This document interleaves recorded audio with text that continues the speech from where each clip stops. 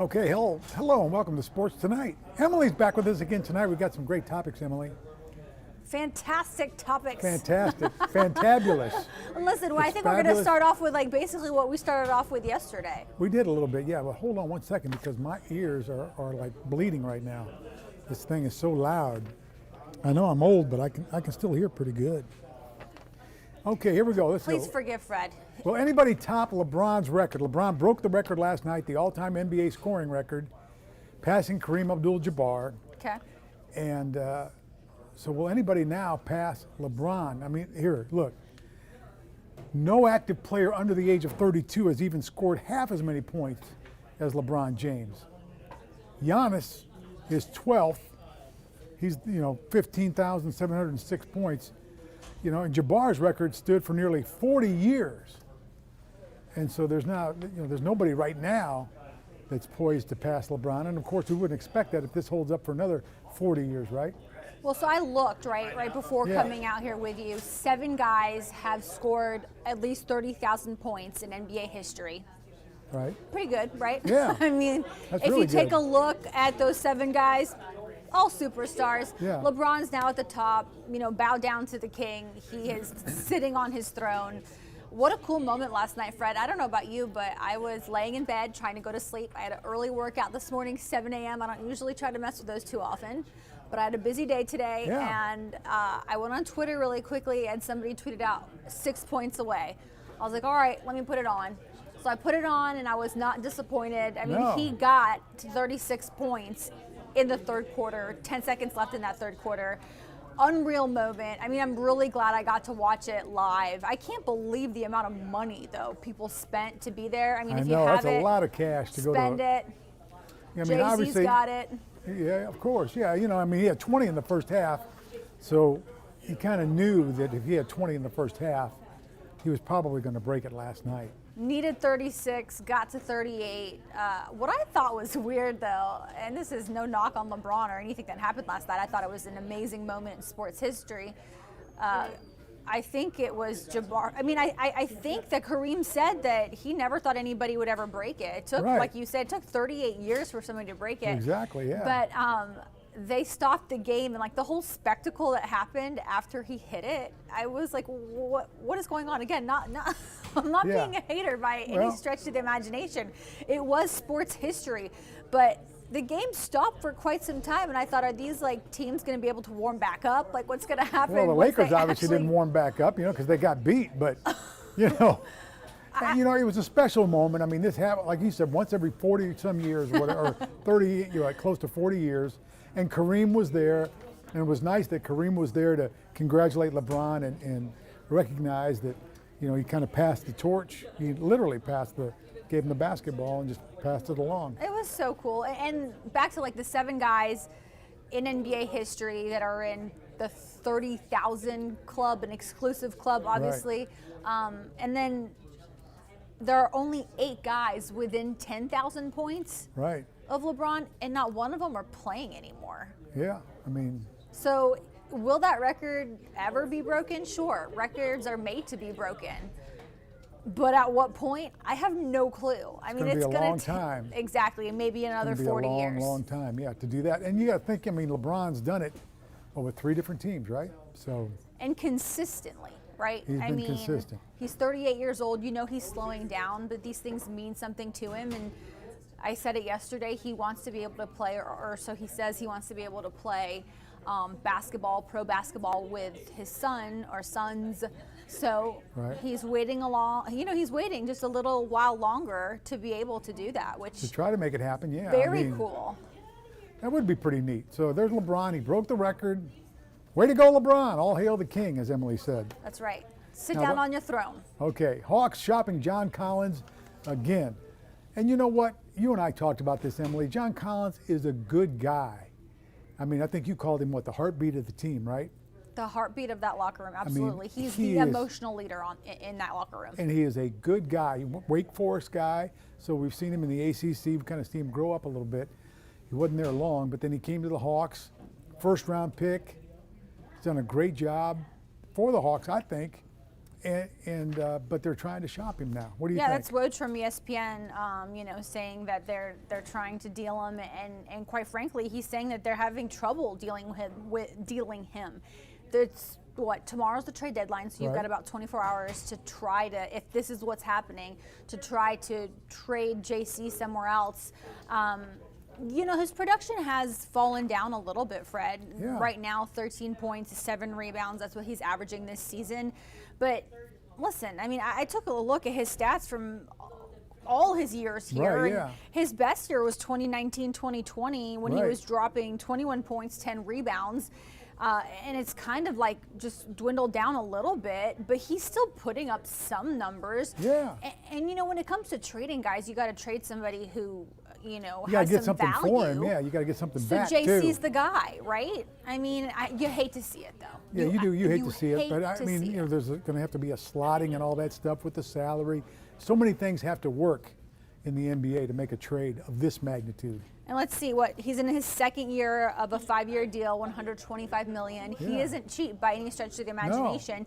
And some teams out there might be like 13 points, 7 rebounds. That's really not, 25 worth million, the money, right? right? 25 million a year for that. Though they might not know, again, the effect that he has, and this is honest to God, the effect that he has with the guys in that locker room. Well, think of this, okay?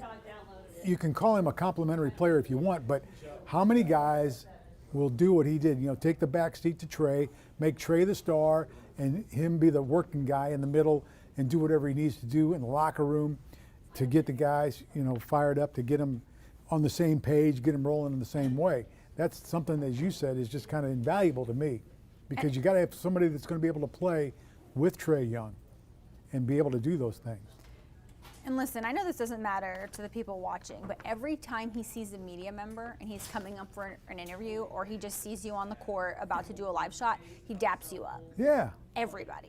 There is no exception to it, okay? He is such a good guy. You hate to see him go if that's what happens. But you've been hearing these rumors for over a year now, Fred, that they've been trying to shop I know, him. they were trying last year. Right. Again, I think it's that slotting, because his money is pretty big. So you're going to have to try to fix work it out where those slots work, And he's been injured, right? Okay, he's had quite a few injuries. Yes. That's part of any sport, really. But for me and Fred, what we're trying to say here is just the importance of having him in that locker room and the emotion that he exudes at all times, whether he's on the bench or on the court. There's no letdown. He's always up and encouraging, and he is the guy you want around to support you. His teammates love him, and that is the biggest telltale sign, at least for me, is that when your teammates think of you the way they think of him, that's big. I think that's big time. All right. It's huge. Are the Chiefs the new Patriots? Are they, Fred? Hold your horses. Ho, ho, ho. Pull them back. Pull them back. It's real early here, all right? Now, you got to remember, Brady's 7-3 in Super Bowls, and he's got 6 of them with the Patriots, right? So Mahomes and the Chiefs have a long way to go to try to do that. Although, it could happen. Mahomes is only 24 years old. That's a good storyline. He's still on his rookie deal. It's a great storyline. Isn't it a great storyline? Think about that. 3 Super Bowl appearances in 4 years. Right. That's what the Chiefs have been able to do with Patrick Mahomes. And I don't know, Fred, you might disagree with me, but there's no sign of letting down. No. After this Super Bowl, win or lose in Super Bowl 57 Sunday, next year you're going to be like, okay, who's going to be favored to repeat, or who's going to be favored to go to the AFC Championship? And you're going to say probably the Chiefs and the Bengals all over again. Right. And that's because both of those teams have young quarterbacks. Full of swag, and they've got players that are around them. Both teams doing a great job at finding ways to use the quarterback and use their receivers and the running backs and all that stuff. So, Fred, it'll be interesting to see what happens, but you love to have this feeling that Patrick Mahomes is possibly the next GOAT. I'd love to watch Patrick Mahomes play because, his dad was a baseball player, and he's got that live arm, man. And he can throw on the run, he can throw going left, he can throw going right. I mean, he can do the jump pass. I mean, he's just got a cannon. And, and it's just fun to watch him play. But listen to this. The Chiefs have hosted the AFC Championship game in 5 straight seasons. How about that? You got to love to see that. Even the Patriots haven't done that. All right? And it's the 3rd Super Bowl, as Emily said, in the last 4 years. But, Fred, we did say, and this is kind of how we thought about this discussion. Yeah. Kind of like the Kareem and LeBron thing. Like, Kareem never thought somebody would break his record. Correct. Do we ever think that there will be another quarterback that will get 7 rings? Well, we never thought anybody would break Terry Bradshaw. He had 4 rings, so we never thought anybody would do that. When the Steelers won those 4 in the 70s, nobody thought, hey, nobody's going to be able to do that. Are you kidding me? The steel curtain? No way. Yeah. And here it is. And no franchise has 7 rings. Right. There isn't a single franchise in NFL history that has 7. I think the Steelers has 6, right? Right, 6. And then the Pats have 6, correct? 49ers. Okay, No, the 49ers have 5. That's right. Patriots have 6. Yeah, so we've got franchises who have up to 6 Super Bowls, but no one has 7. So you've got one man on this planet walking with 7 Super Bowl rings, not a single franchise. It's truly incredible. But, Fred, if we learned anything last night, records are meant to be broken, truly. It might take some time, but we will eventually meet a quarterback that gets 8 rings. All right. Now, we have something in the chat, right? Can you see that? Someone is just saying good evening to us, Fred. Okay, well, good evening to them. Hi, Michael Baxter. Shout out. All right. Shout out to Michael watching us online.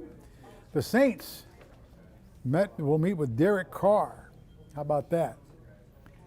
Yeah. But you know what? The Derek Carr has posted back-to-back seasons with a passer rating over 100. And, if he's not traded, the Raiders could end up cutting him. How about that? Yeah, it'll be interesting to see what happens with Derek Carr.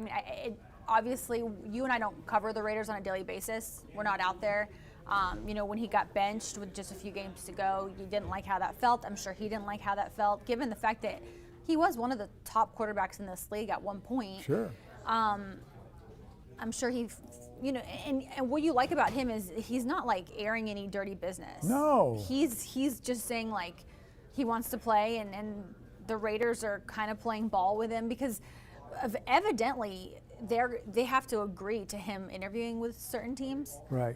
So they're not just letting him go willy-nilly. Right, he's under contract, so they got to get something for him, right? So yeah, so they're saying yay or nay to certain teams. It appears that they've said yay to the Saints. Right now on the Saints roster, you've got Dalton and Jameis Winston. Andy Dalton, the last quarterback to be super successful. Taysom Hill. Well, I didn't see him on the roster. Is he off? But I could be wrong. I just saw those 2 guys. I could be. He might be listed on another position since he plays all the positions in the world. Exactly, yeah, right. But even if they have him, though, the last quarterback to be successful with the Saints, we all know the man, Drew Brees, right? And Sean Payton was the coach. Yes, and now he's in Denver, and Drew Brees is chilling. And, it's hard to say what's going to happen, but if I'm the Falcons, I don't necessarily want to see Derek Carr on twice a season. I'm not interested. If I'm the Falcons, I don't mind. Because I still think he's good. Yeah, he is good. And if I'm the Falcons, I don't mind that the Saints are bad. Yes. It's not that bad of it. If you're a Falcons fan, you don't want the Saints to succeed. Let's face it. Let's be honest about it. But also, let's talk about the other. When you take a look at the NFC South, right? Right. So we're talking about the Saints possibly, or meeting with him or whatever the case may be. What about the Panthers or the Bucks? If you take a look at the Bucks roster right now, you got Blaine Gabbert and Kyle Trask now that our man is leaving. Tom Brady's decided to retire for a second time. So they need a quarterback. And then you take a look at the Panthers roster, and you got Sam Darnold and P.J. Walker. And P.J. Walker actually had a pretty good season. I was impressed. Should we touch on the Falcons? Desmond Ridder, he's going to have to be the guy, right? You don't like him? No, it's not that I don't like him, but he's not proven. No, he's not. You got to have more than one. You got to have more than one on your roster You have to have more than one capable quarterback on your roster, no doubt about it. So when I look at all 4 teams in the NFC South, right, this is a bigger discussion, maybe for another day, but all 4 teams need a proven quarterback or a quarterback that's going to bring life to them. And I'm not saying by any stretch of the imagination that the guy the Falcons have right now can't do it, but we don't know if he can do it. We didn't see enough of a sampling. Not a big enough sample to make a determination. Right, and he did a good job at Cincinnati, but like, that was Cincinnati. Yeah. We're talking about college, big boy football now. Yeah, we're NFL, talking about the NFL, and so he's kind, and you know, covering him has been easy, and it seems like the Falcons believe that he can. He's football smart too, so I mean, you know. Right, but is he the guy? I mean, is he going to be the guy that's going to take the Falcons to a Super Bowl? I mean, seriously, that's the question you should ask yourself. Is he the guy that will take the Falcons to the Super Bowl? The last guy to do it, even though they lost, that was Matt Ryan. Right. That was an MVP season. Can Right. he have an MVP season? They didn't lose because of Matt Ryan. No. All right, the Falcons didn't lose that. That's a whole nother talk show, but you get what I'm saying. right. So I think but, you know, I've said this a teams, million times, okay? He's a third-round pick. I've seen a third-round pick take the Falcons to the Super Bowl the first time, Chris Chandler. And how'd you like that?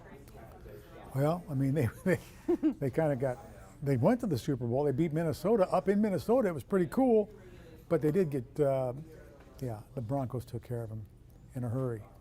So down in Miami. Again, this is not a conversation of us saying who can be successful at quarterback in the NFC South, but what we are, I think, agreeing on here is that the teams don't per se have like a clear-cut guy who's going to lead any of these teams all the way.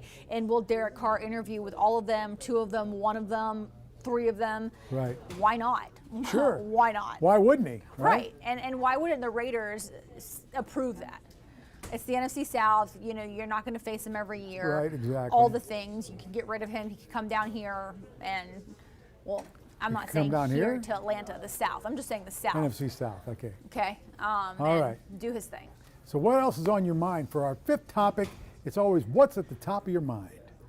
What's at the top of your mind while I think about it, Fred? Because I was just thinking about You know what I'm thinking about right now? I'm thinking about Indiana basketball, baby. My Again? buddy Mike Woodson. Again? Did I say that already? You talked about Indiana basketball yesterday, too. I did? I mean, go With ahead. a big win over Purdue? Yes. Okay, well then let's That move on. stays then. on Fred's mind. It does.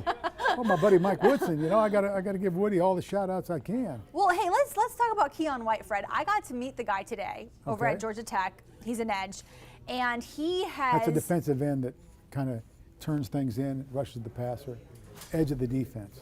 That's Coach Fred right there. For I'm just trying to. Okay. I'm just trying to help.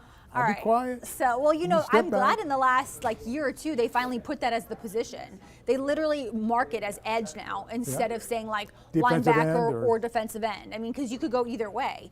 So Right. my guy can play 3-4, 4-3. He can be a D end. He can be a linebacker.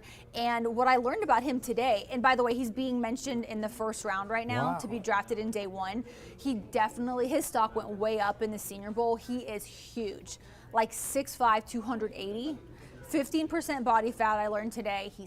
I mean, listen, when you walk in a room, you see the guy. Yeah, I guess. And did you know, I mean, you've been covering sports in Atlanta for long enough, you could probably take a guess at this. How many guys at Georgia Tech in any sport, I'm not just talking about football, in any sport have been drafted in the first round? How many? How many guys have been drafted in the first round in any sport? Out of Georgia Okay, Tech. let me see. Calvin Johnson. Oh, gosh. Stephon Football, there's like Marbury. 4 or 5. Okay, in basketball, Stephon Marbury. In baseball, I'm trying to think if there was Nomar Garcia-Parra. So the total I would say are, how about 8? Okay. Well, there's a little bit bigger of a number than that. Okay. So if he were drafted in the first round, he would Right. be the 43rd Georgia Tech Sure, that student many? athlete. You think that's a lot? Of all the sports? All of them. He'd be the 43rd drafted in the first round, but they haven't had a football player drafted in the first round since like 2008, 2009.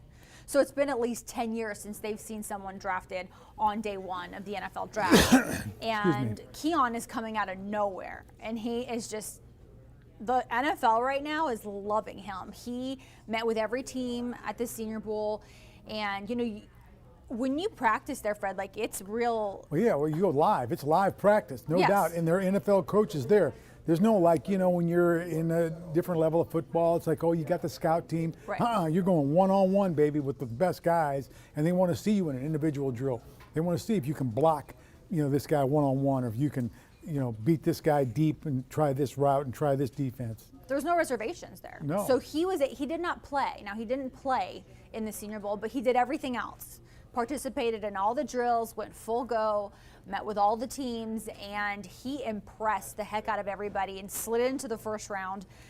He's going to go to the combine, and he said he's going to do everything there. He's going to go through every drill, going to run the 40, and he wants the bench press. I mean, for some reason, for him, personally, he said that's his goal. He wants to get like 40 reps or something. Well, I mean, he's a tall guy, right? 6'5". Yeah, see, that's hard, to the bench press. I don't know, because that's a long way to take it. Yeah, I mean, You know what I mean? Seriously, yeah. it's a long way to take it.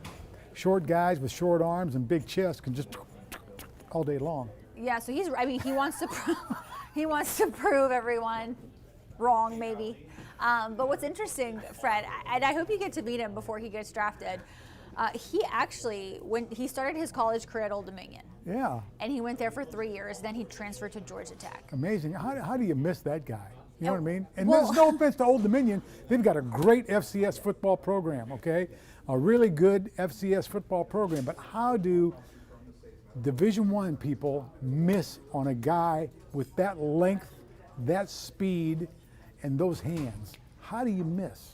Well, that's what's interesting about it, right? Is like his senior year of high school, he said, and he is from Raleigh, North Carolina, and he went through his entire senior year without a single offer, not one. Wow. And so he got offered by Old Dominion 2 weeks before signing day, and he took it. And then he went there as, get this, a tight end. And he started as a tight end for 2 years. He's a good athlete. So then he sat down with his coaches, but it wasn't him. His coach was like, hey, let's take a walk and let's go sit down. And they're like, we're going to move you to D end. And he was like, all right, cool. And by the way, he is like one of the coolest guys you'll talk to.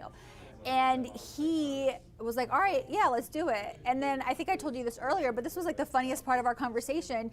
He said at the end of the season, they were like, oh my gosh, you had 19 tackles for loss. And he's like, all right. And they're like, you had 19 and a half. 19 and a half TFL, And right? then, TFLs. yeah, and then he was like, What's all that? right. And then he's like, I didn't even understand the defensive stats. He said now he looks back on it, he's like, oh my gosh, I killed it. But then he didn't understand like the gravity of the situation and how good he actually was, which I find to be fantastic. It is going to be fantastic. And Well, then- he's going to find out in April, right? Oh yeah, and then when he entered the transfer portal, he said it was complete opposite of what he experienced in high school. So Old Dominion, he goes from getting one offer from Old Dominion Right. to entering the transfer portal, and within 24 hours, he had every school in the country interested in him. So, I know you don't love the transfer portal, Fred, and that probably Wait a is minute, I a don't love the conversation for another day. You don't love how like kids can like just transfer in and out as much as Well, they you know want. what, though, but coaches The can do it, so why not? accountability. Right. Well, so Well, you have to in this finish. sit- Sometimes you have to finish what you started. I think it's a case-by-case basis. Sometimes you just can't run from your problem. And in this case, what I'm trying to say is that the transfer portal truly worked for him. Oh, yeah. You get what I'm saying? Like, Yeah, he he has didn't run. Well, he nothing- didn't run from anything. He had nothing but good things No. to say about Old Dominion. But Yeah. it just, he wanted, like, while talking to him, you could just tell he wanted a bigger stage. Yeah, well, he deserved That it. Georgia Tech offered him, and he took, and then he came here, and he broke his ankle.